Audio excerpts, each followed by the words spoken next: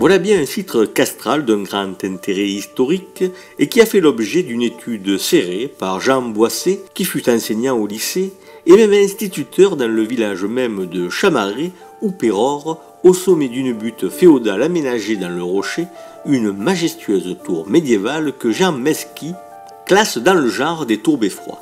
Entendons ces tours qui avaient pour seule fonction de marquer dans le paysage la présence du pouvoir féodal. À l'origine, il y a donc cette grande tour dont la vocation résidentielle ne paraît pas exister. Jean Boissier en fait un lieu de refuge. Les Chamarrés qui érigèrent cette tour ne résidaient pas ici. À la tour étant dévolues certaines fonctions secondaires, mais non moins importantes. Sans doute rendait-on là la justice seigneuriale, au pied de la tour, voire même dans la salle du premier étage, tandis que d'autres salles pouvaient servir de lieu de stockage pour les taxes en nature et les récoltes issues du domaine seigneurial. Cette tour évoluera à un ensemble résidentiel avec l'accolement d'un bâtiment au nord. Jean Boissier place sans doute un peu tôt l'édification de ce bâtiment résidentiel qu'il veut contemporain de la chapelle située plus au sud.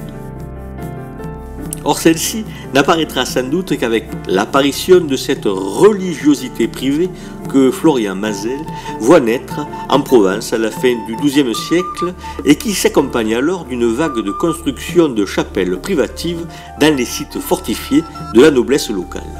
Chapelles qui viennent à cette époque doubler les églises paroissiales situées plus au cœur des villages médiévaux. Pour compléter le travail impressionnant et roboratif de Jean Boissier, auquel je veux vraiment rendre hommage dans ce micro-doc, peut-être faudra-t-il dire que cette tour, que l'on ne peut pas qualifier de donjon car elle n'a joué aucun rôle résidentiel, a d'abord dominé les alentours, seule au sommet de la butte qui jouait aussi un rôle symbolique fort et qui d'une certaine manière répondait à la butte des Grignans qu'a mise en évidence Christian Trézin, conservateur en chef du patrimoine, dans sa majestueuse monographie de Grignan, publiée aux presses universitaires de Rennes. Il n'est pas improbable que le premier niveau ait été, dans un premier temps, accessible seulement à partir d'un dispositif amovible en bois qui permettait de se mettre en sécurité en retirant quelques poutres ou via un dispositif de pont-levis, comme imaginé ici. Peut-être qu'un bâtiment intermédiaire a existé avant qu'au XIVe siècle l'on ne construise une demeure confortable pour les seigneurs du lieu ou tout au moins le chevalier les représentant.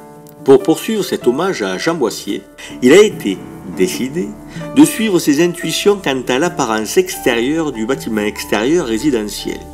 Il sera juste ajouté au passage que les trous de boulin qui servirent au dispositif d'accès amovible en bois purent mobiliser à nouveau dans le nouvel édifice pour y appuyer le plancher du premier étage. Si Jean Boissier fut un très bon historien et un archéologue confirmé, il n'en avait pas moins une imagination fertile qui nous montre qu'il était en sus un homme de goût. Il fallait rendre hommage à cet homme qui a tant donné pour son village et que la mort scélérat enleva avant qu'il n'ait fini son œuvre.